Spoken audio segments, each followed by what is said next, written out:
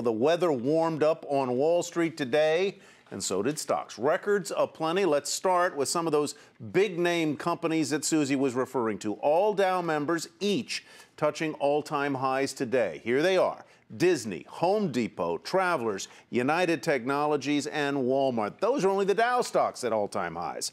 Now, those gains did help power the Dow to a new all-time closing high of 14,673. The S&P nipped above its all-time closing high today, too, but it faded late and finished 2 points shy of a record close at 1568. The Nasdaq was up 15. Stocks got a boost from materials companies on rising demand for commodities like copper and oil. Throw in some fresh optimism about corporate earnings after Alcoa's report yesterday. Then add a dash of some Fed speak, indicating the central bank isn't likely to tighten anytime soon, and you've got a recipe for another day of stock market records. And our next guest tonight doesn't see obstacles for stocks to go even higher. Jim Paulsen is Chief Investment Strategist at Wells Capital Management. You know, Jim, what amazes me is no matter how much bad news we get, whether it's a terrible jobs report, threats from North Korea, the European financial crisis, stocks just keep going up. I mean, what's driving this rally and what could derail it?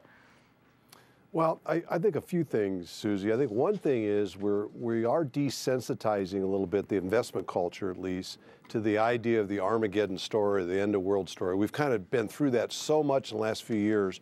We're sort of desensitizing and reacting less to it when we hear potential negative things. I think that's a healthy development. It kind of is one of the things you need to do to sustain a recovery.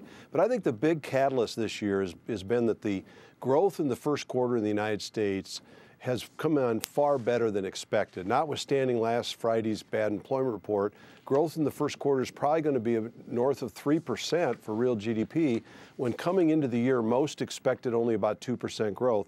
And as growth reports come in better than expected, that people have to revise up their forecast, and that optimism goes right through stock prices. You know, Jim, the Dow is already up about, what, 12% so far this year? Where do you think it can end in percentage terms? Well, I've been on record, Tyler, since year-end, thinking that the S&P 500 could touch 1,700 this year.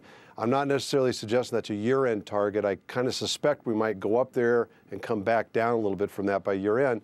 But if it does reach 1,700, then that might be, you know, maybe another 8% upside yet this year that the market could squeak out. And that will come about if we continue to get an economy that comes in better than expected.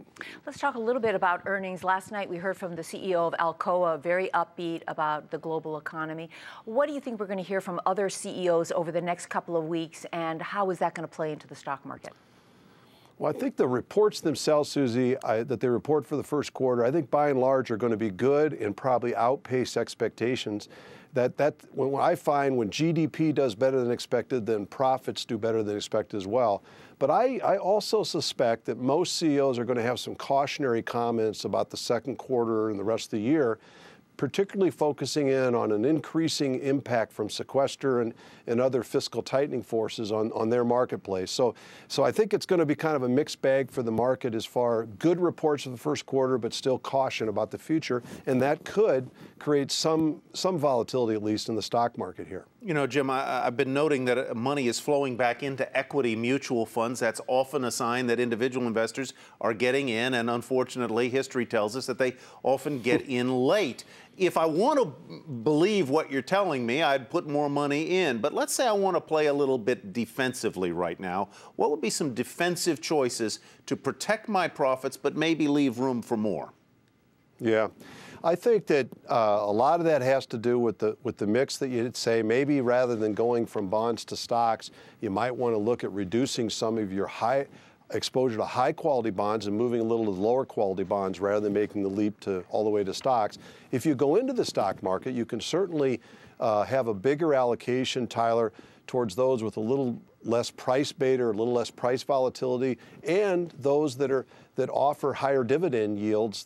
That higher dividend flow tends to reduce their volatility, particularly in down markets. All right, we'll leave it there. Thank you so much, Jim. Jim Paulsen of Wells Capital Management.